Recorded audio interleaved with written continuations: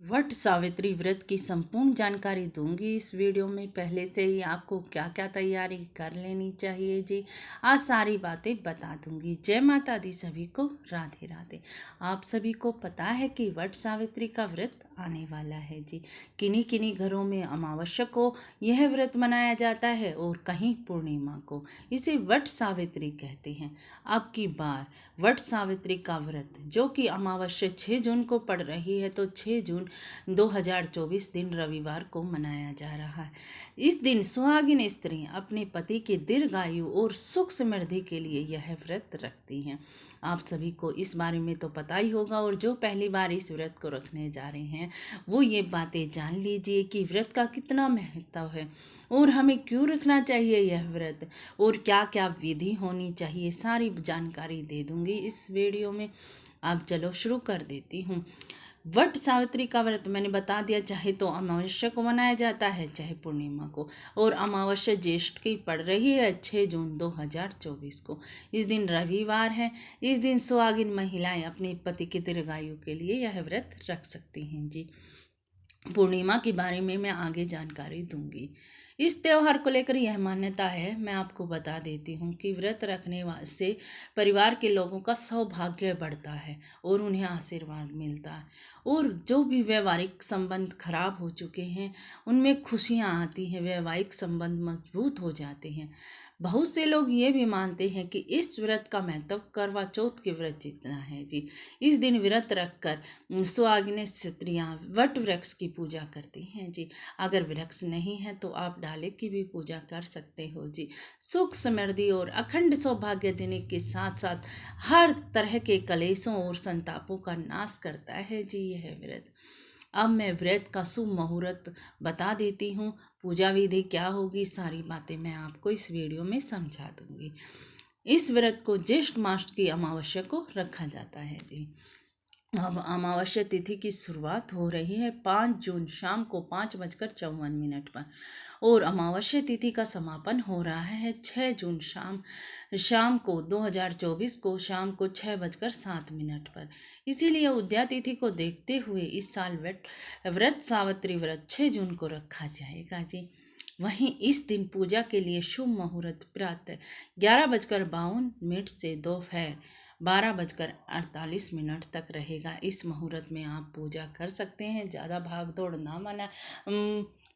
मत मनाइएगा जी, क्योंकि इस दिन ज़्यादा भीड़ हो जाती है। इसीलिए जो भी काम करें आराम से करना, ना ही धक्का पेल, कुछ नहीं, आराम से पूजा पाठ करना। क्या क्या तैयारियां कर लेनी है और आपको कैसे व्रत स्टार्ट करना है, कैसे आपको सुबह स्नान कर देना है इस दिन जल्दी उठकर, ठीक है।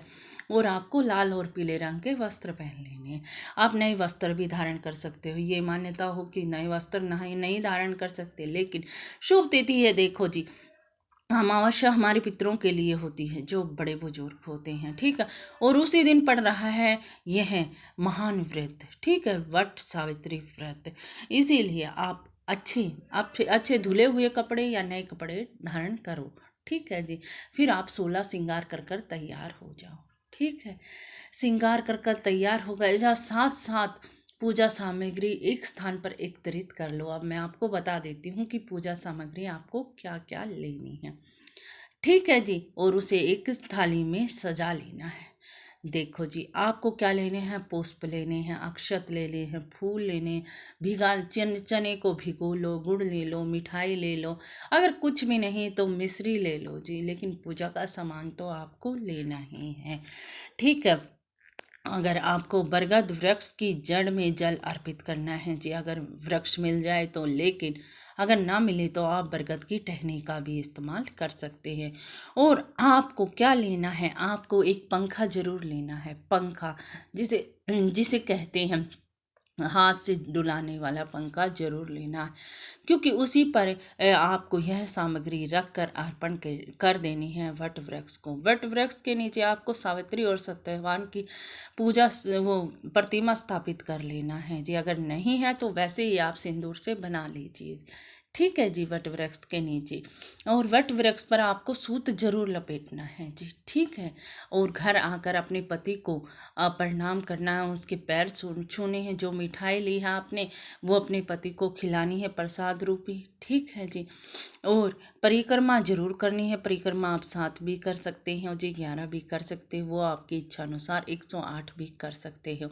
और हाथ में चने लेकर वट सावित्री की कथा जरूर पढ़नी है या सुननी है। इसके बाद यह पूजा संपन्न हो जाएगी।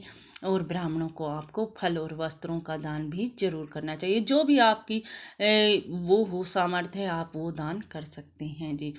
वट सावित्री व्रत का महत्व बता देती हूँ मैं।